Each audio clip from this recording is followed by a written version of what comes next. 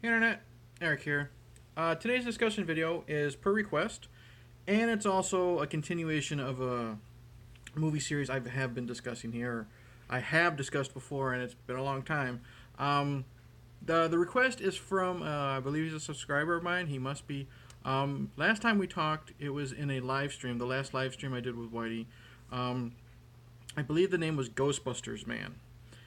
It's hard to remember what this subscriber is going by now because he used to be known as I'm Batman, and then there was one more before that.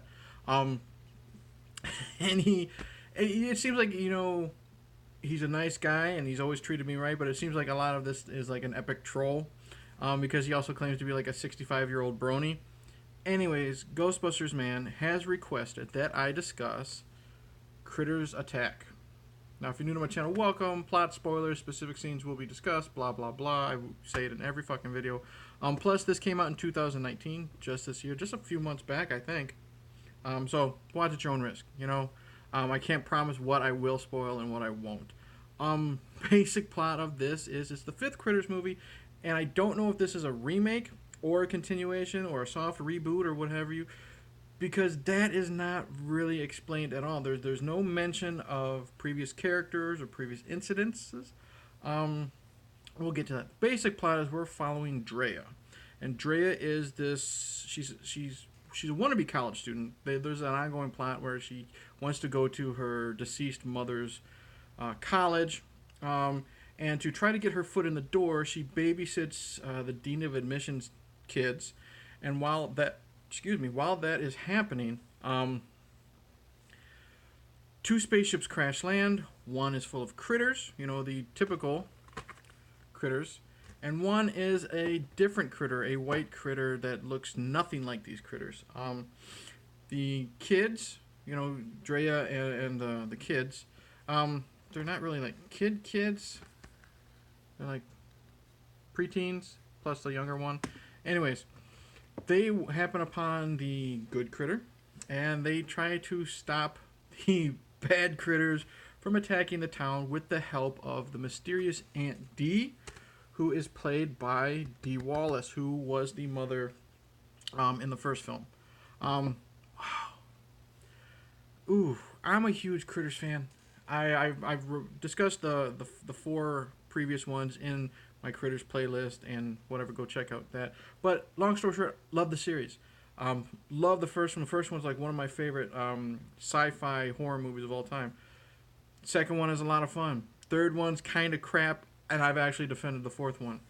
So when I found out that this is a whole new movie and not that shitty looking Shudder TV series or what have you, which I haven't seen, so I can't judge, really, but I will. It looks horrible. I was excited for this. It's rated R. It's a rated R Critters film. None of the other ones have been.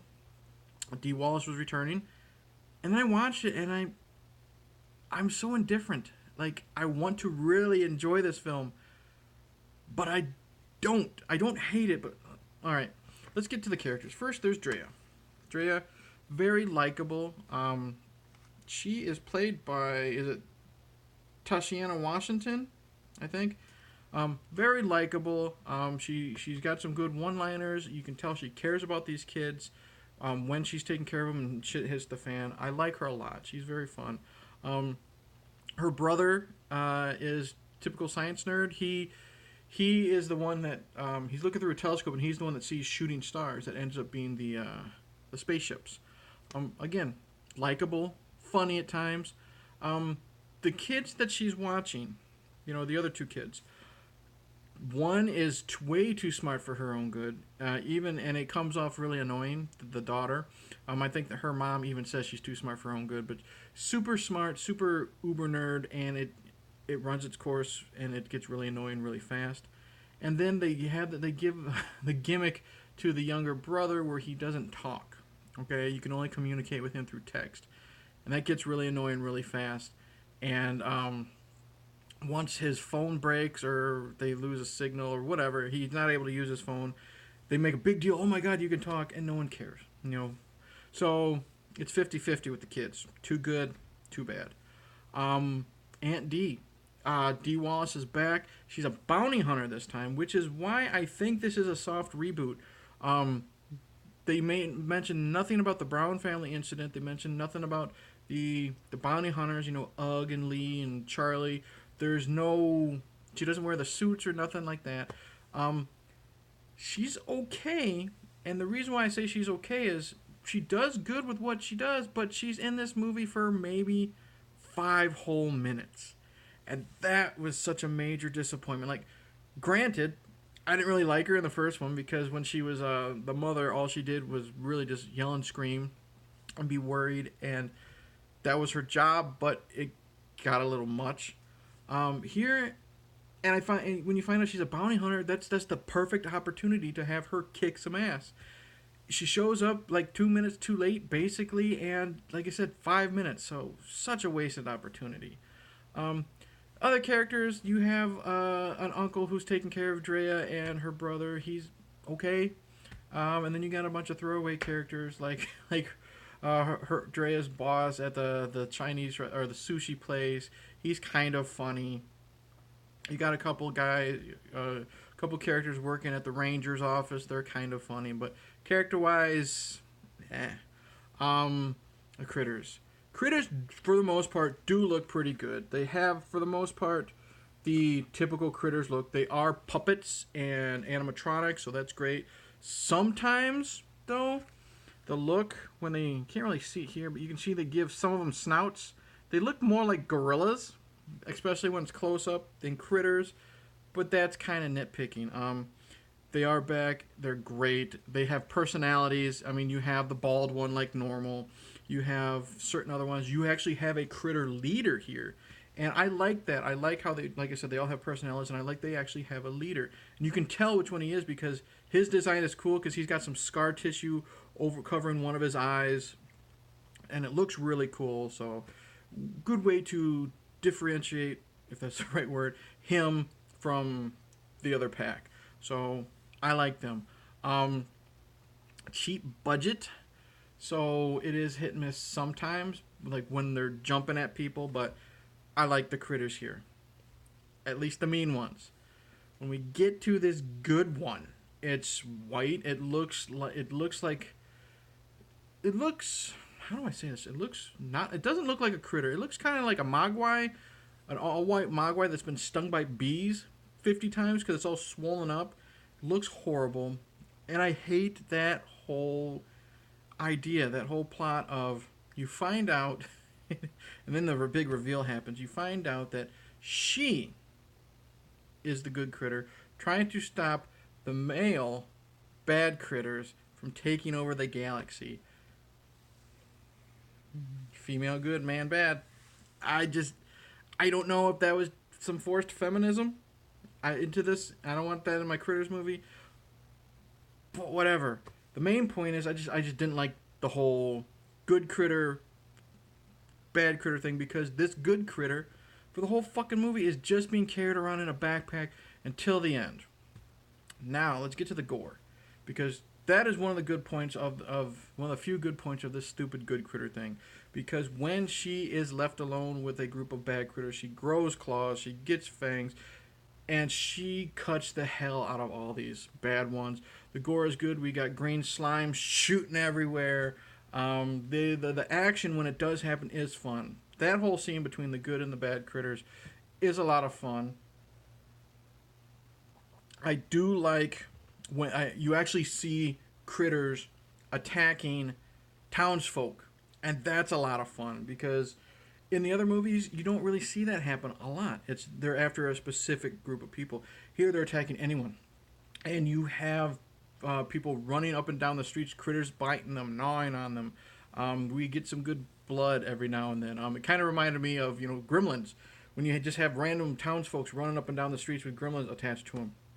It it led to a really cool scene that was also a major disappointment in the long run because um, after Drea's uncle is killed, and he finds a cool way to destroy the critters. Their weakness this time is loud sound. So he's a cop, so the sirens blow them up in a really cool effect, like green shit everywhere.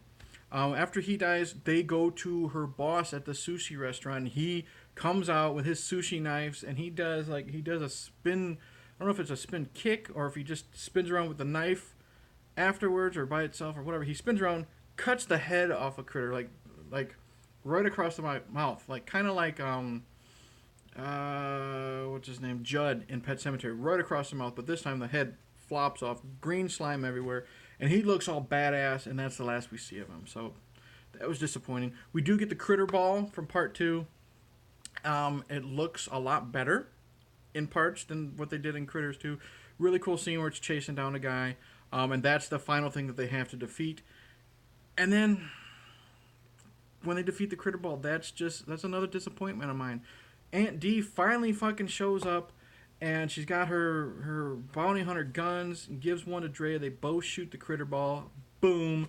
There's a one-liner, and then it just ends. Like, I'm watching this movie with my wife, and both of us at the other time was like, that's it? The movie just ends right there? So that was another disappointment. It does drag a lot when we're just following the kids and they're going on a nature hike and they find the stupid white critter. When the critters aren't doing critter stuff, it's kind of boring. So what do I think of Critters Attack? I'm not gonna lie, major disappointment because there's so many cool opportunities that they could have had. It just fell flat.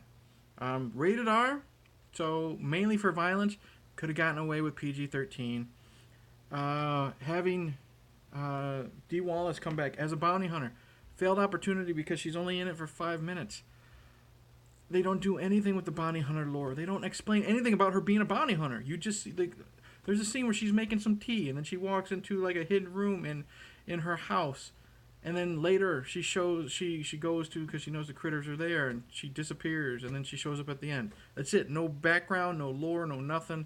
I don't like how they don't explain if this is a reboot or a continuation. Half the kids are annoying, half the kids are good.